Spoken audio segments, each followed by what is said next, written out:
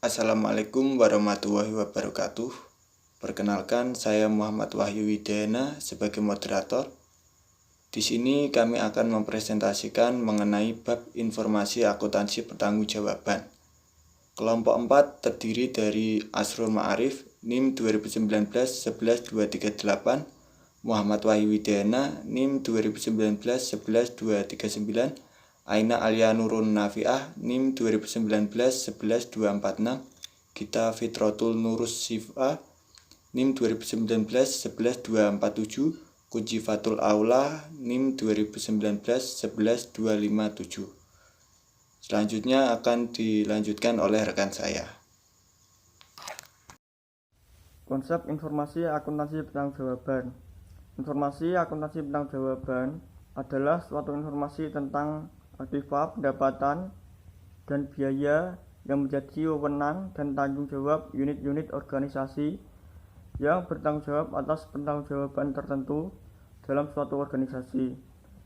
Informasi akuntansi pertanggungjawaban terdiri atas 1. Informasi biaya masa lalu, yaitu biaya yang menjadi tanggung jawab seseorang yang digunakan dalam proses perencanaan. Contohnya budget.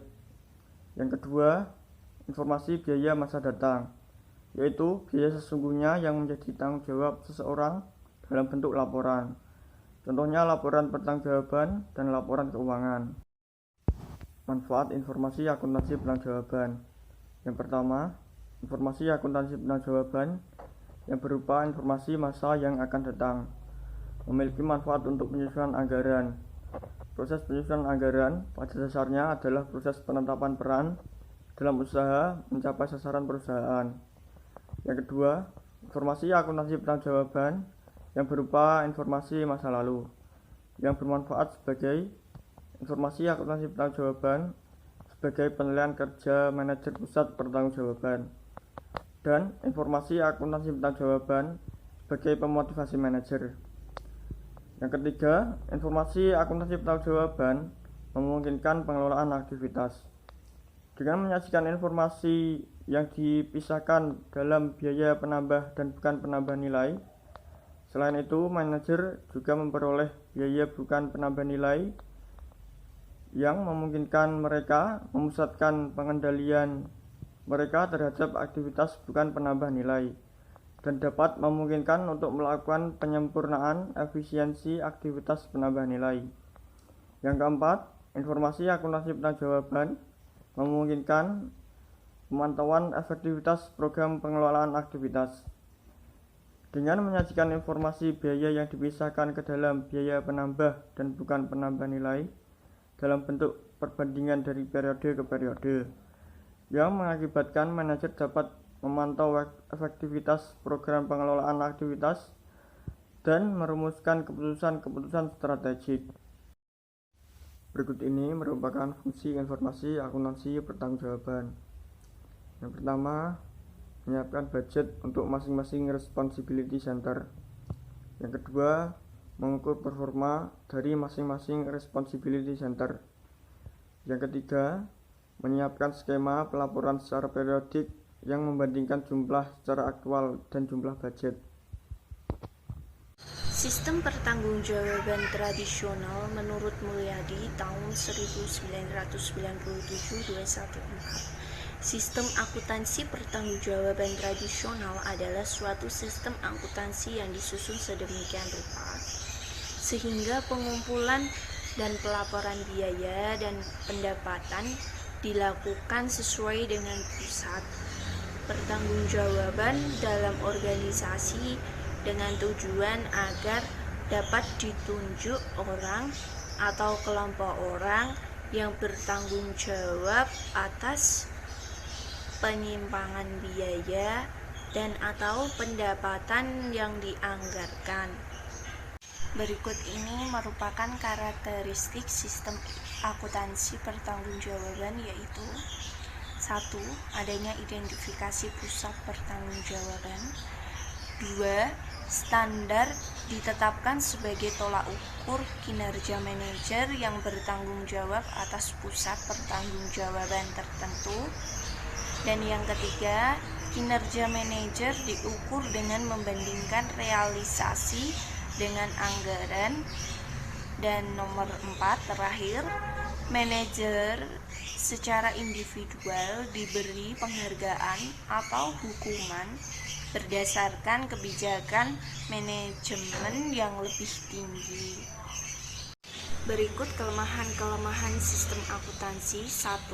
Mengabaikan biaya yang tidak memberikan nilai tambah. Dan nomor 2, memberikan perhatian lebih terhadap biaya tenaga kerja. Yang ketiga, memfokuskan pada kondisi ekstern. Dan yang keempat, memberikan perhatian lebih terhadap ukuran keuangan. Dan yang nomor 5, perhitungan selisih mendorong tingkah laku negatif. Selanjutnya, asumsi-asumsi sistem akuntansi pertanggungjawaban tradisional. 1. Pengelolaan berdasarkan penyimpangan. Dengan melihat penyimpangan yang terjadi dalam perusahaan, maka manajemen akan memusatkan perhatiannya terhadap perbaikan ketidakefisiennya yang terjadi. Yang kedua, pengelolaan berdasarkan tujuan atau manajemen by objektif, yaitu dalam MBO, manajer atas maupun bawah bersama-sama menetapkan sasaran bersama yang dinyatakan dalam hasil atau sasaran yang dihadapkan, dan secara bersama-sama memantau kemajuan dan pencapaian sasaran tersebut. Yang ketiga, struktur pertanggungjawaban sesuai dengan hierarki organisasi, yaitu akuntansi pertanggungjawaban tradisional menganggap bahwa pengendalian organisasi dapat meningkatkan dengan cara menciptakan jaringan pusat pertanggungjawaban yang sesuai dengan struktur organisasi formal perusahaan. Yang keempat, manajer bawahnya tersedia untuk menerima tanggung jawab yang dibebankan kepada mereka melalui hierarki organisasi. Hal yang terpenting dalam menentukan agar sistem akuntansi pertanggungjawaban ini berhasil, yaitu kesediaan para manajer pusat untuk menerima tanggung jawab yang diberikan kepada mereka. Yang kelima, sistem akuntansi pertanggungjawaban mendorong kerjasama bukan kompetisi, yaitu sistem akuntansi pertanggungjawaban memberikan kesempatan kepada manajer untuk merumuskan sasaran mereka sendiri dan membuat keputusan dalam angka tanggung jawab yang didelegasikan oleh manajer di atasnya. Maka, hal ini akan meningkatkan kesetiaan harga diri dan rasa penting dalam diri manajer. Activity-Based Responsibility Accounting System, yaitu suatu sistem akuntansi yang disusun sedemikian rupa sehingga pengumpulan dan pelaporan biaya dilakukan menurut aktivitas, penambahan dan bukan penambah nilai, untuk memungkinkan manajemen merencanakan pengelolaan aktivitas dan memantau hasil perbaikan bersinambungan atas berbagai aktivitas untuk pembuatan produk atau penyerahan jasa. Terdapat dua aktivitas, yaitu 1. Aktivitas penambah nilai, yaitu aktivitas penambahan nilai adalah aktivitas yang perlu dilakukan untuk menjaga agar perusahaan tetap bertahan dan berkembang dalam bisnis yang dijalankan. Klasifikasi aktivitas penambah nilai karena memenuhi 3 kondisi. Yang pertama, aktivitas yang mampu menghasilkan perubahan suatu keadaan. Yang kedua, perubahan sifat tersebut tidak dapat dicapai oleh aktivitas sebelumnya. Yang ketiga, aktivitas tersebut memungkinkan aktivitas lain dapat dilaksanakan. Yang kedua, aktivitas bukan penambah nilai. Aktivitas bukan penambah nilai adalah aktivitas yang tidak memberikan nilai tambah dan merupakan aktivitas yang tidak perlu dilakukan karena tidak membuat perusahaan dapat bertahan atau berkembang dalam bisnisnya. 5 golongan aktivitas bukan penambah nilai yaitu 1. Pembuatan schedule, 2. Pemindahan, 3. Penantian, 4.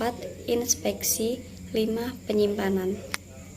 Selanjutnya akan dilanjutkan oleh teman saya. Penggunaan informasi akuntansi pertanggungjawaban. 1. Sistem pelaporan biaya dalam akuntansi pertanggungjawaban tradisional. Pelaporan dalam sistem akuntansi pertanggungjawaban harus menggunakan klasifikasi dan kode rekening yang sesuai dengan konsep pertanggungjawaban dalam organisasi.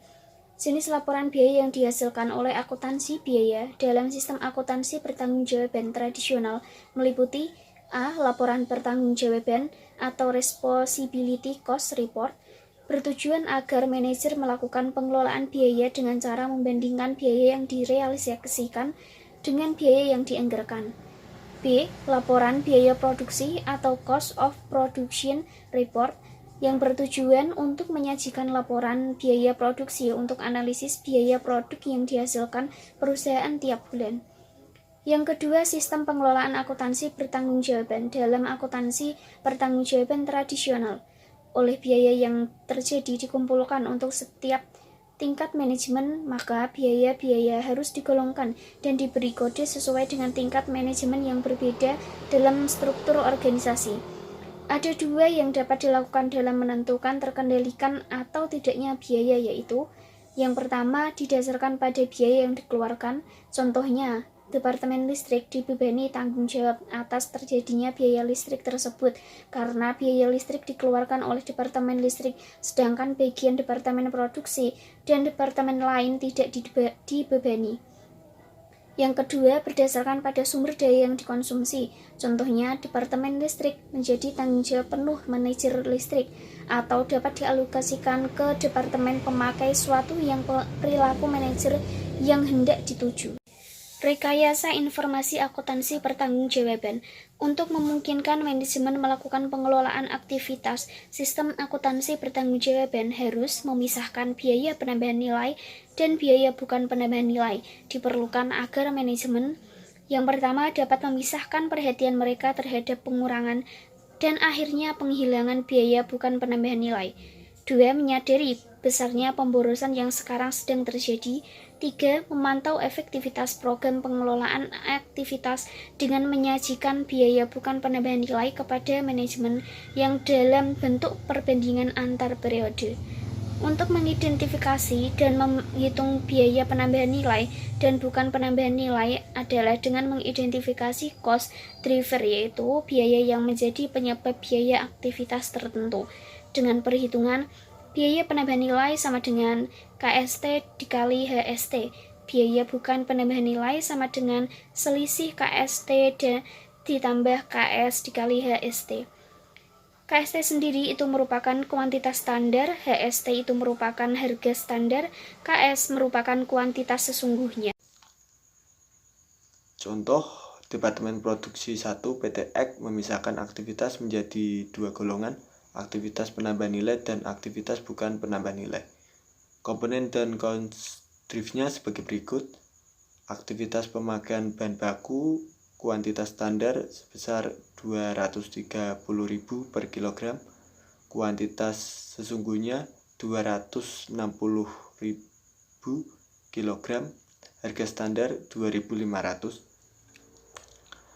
Untuk aktivitas tenaga listrik, kuantitas standarnya 50.000 kWh, kuantitas sesungguhnya 65.000 kWh, harga standarnya 4.500. Aktivitas setup, kuantitas standarnya 55.000 jam setup, harga standarnya 2.500.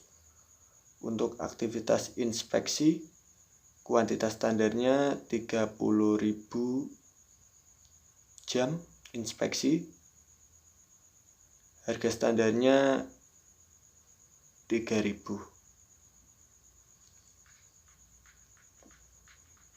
Jawabannya, biaya penambahan nilai dapat dicari dengan cara KST atau kuantitas standar dikali HST atau harga standar. Untuk biaya bukan penambah nilai dapat dicari dengan cara mencari selisih antara KST kuantitas standar dan kuantitas sesungguhnya, kemudian dikali harga standar atau HST. Untuk aktivitas pemakaian bahan baku, biaya penambah nilai sebesar 575 juta, biaya bukan penambah nilai sebesar 75 juta, total biaya memakan bahan baku yaitu 650 juta. Untuk aktivitas tenaga listrik, biaya penambahan nilai sebesar 225 juta. Biaya bukan penambahan nilai sebesar 65.500. Total biaya tenaga listrik sebesar 292.500. Untuk aktivitas setup, biaya bukan penambahan nilai sebesar 137.500. Untuk aktivitas inspeksi sebesar 90 juta, jumlah biaya penambahan nilai sebesar 800 juta, jumlah biaya bukan penambahan nilai sebesar 370 juta, total secara keseluruhan biayanya sebesar 1.170 juta. Dari hasil perhitungan di atas, manajemen dapat memantau hasil program penghapusan aktivitas bukan penambahan nilai dan jumlah biaya yang dapat dihemat sampai dengan saat tertentu. Daftar pustaka Mulyadi Akuntansi Manajemen, buku edisi 3 Jakarta, Salemba 4.